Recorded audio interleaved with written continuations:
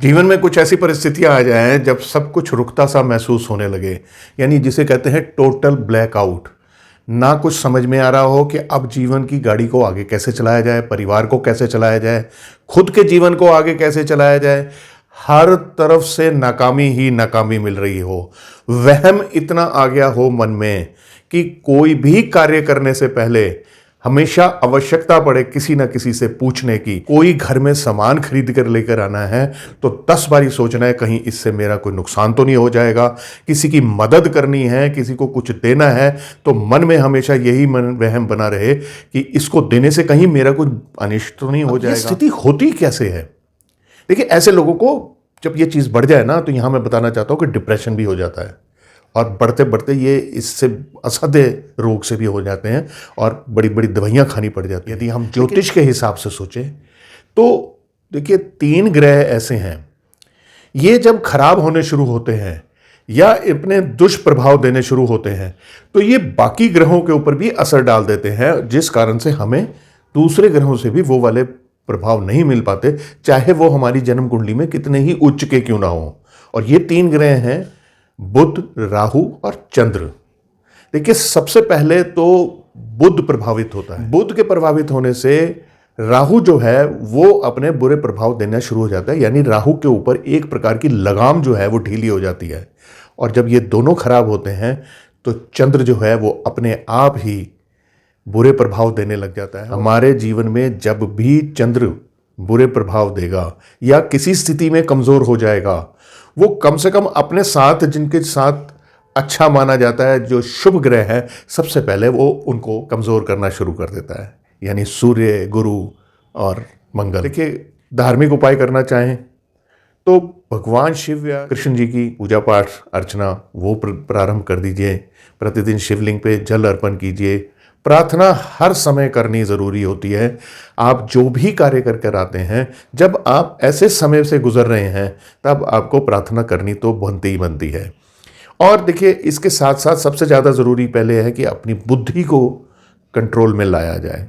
तो बुद्ध से हम बुद्धि देखते हैं। किसी भी धार्मिक स्थान पर आप हरी मूंग की दाल का अगर योगदान करते हैं, जैसे मंदिर में, गुरुद्वारे में, यदि आप ये देकर आते हैं जिससे लोगों में वो बढ़ जाए, या आपने तो धर्म स्थान पर देकर आनी है, उसके बाद में उसका क्या होता है हमने उसमें नहीं जाना है। गणपति जी की आराधना कीजिए, माँ दुर्गा के समक्ष जाइए, उनके सामने पूजा अर्चना कीजिए और प्रार्थना कीजिए। रात को भिगो कर मूंग की साबुत दाल रखी जाए जो हरी वाली होती है, और सुबह वो पक्षियों को नियमित तौर पर डाली जाए। ये नहीं कि मैं सिर्फ बुधवार को डालूंगा, जैसे बाकी दिन तो पक्षियों को भूख लगती ही नहीं है।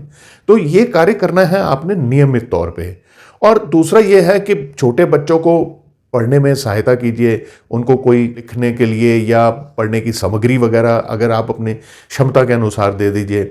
ये नहीं कर सकते तो देखिए, एक मिला जुला उपाय ये बन जाता है कि आप जितने भी सफाई कर्मचारी हैं, और वो सफाई कर्मचारी जो नाले नालियाँ ऐसे साफ़ करते हैं, मेन हॉल साफ़ करते हैं, इन्हें आप हरी सब्जियां लेकर दे दिया कीजिए। छोटी बच्चियां होती हैं जो 8-9 साल से छोटी बच्ची हैं, इन्हें चॉकलेट लेके दे दिया कीजिए। चॉकलेट की छोटी छोटी गोलियां आती हैं, ये लेके दे दिया कीजिए। अब चंद्र के लिए तो सबसे उत्तम उपाय तो यही बनता है कि अपनी माँ के साथ बना कर रखें। आपकी माँ जो है वो आपके साथ में नहीं रहती है, या ऐसे भी कुछ लोग हैं जिनकी माँ नहीं है, तो माता तुल्य किसी एक स्त्री या कई स्त्रियों की आप सेवा कीजिए, उनसे आशीर्वाद लीजिए।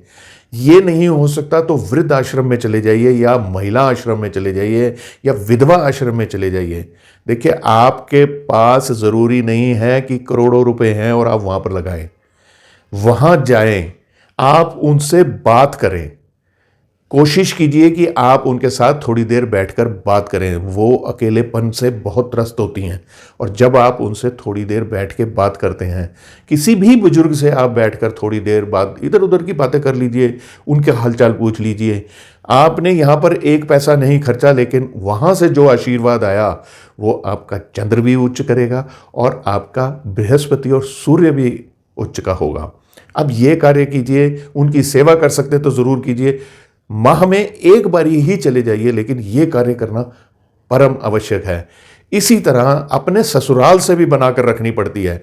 अधिकतर मुझे ये कंप्लेंट बहुत लोग कर ही देते हैं कि हमारी अपने ससुराल से नहीं बनती है, मेरे ससुराल वाले ऐसे हैं, मेरे ससुराल वाले वैसे हैं। देखिए, आप ठीक बन जाइए, अपनी तरफ से अपना फर्ज निभा लीजिए, अपना कर्म कर दीजिए, आप बना के रखिए, आप मत बिगाड़िए।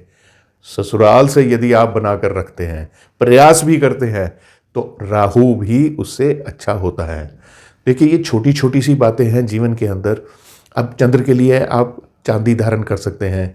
किसी धार्मिक स्थल पर यदि आप नियमित तौर पे मूंग साबुत, चने की दाल, चावल, दूध, इनका सहयोग करते रहते हैं, जैसे लंगर में सहयोग कर दीजिए, या आपने मंदिर में ही ये चीज़ें आप रख कर आ गए हैं, तो आप देखेंगे धीरे धीरे आपके ये ग्रह जो हैं वो शक्तिशाली होते चले जाएंगे। अपने आप को किसी नियम में बांध लेंगे तो ये सारे के सारे ग्रह धीरे धीरे ठीक होने शुरू हो जाएंगे, और एक दिन आप ये महसूस करेंगे कि अब मैं उस स्थिति से बाहर आ गया हूँ जिस स्थिति से मैं इतना त्रस्त था।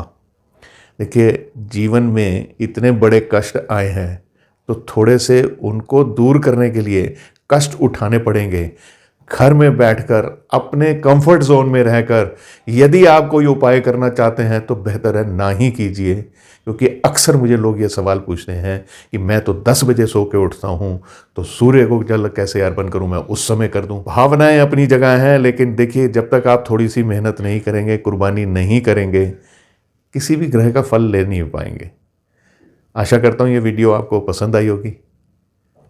पसंद आई है तो इसे शेयर कर दीजिए, मुझे कमेंट्स भी ज़रूर कीजिए, और अब मुझे आज्ञा दीजिए। नमस्कार।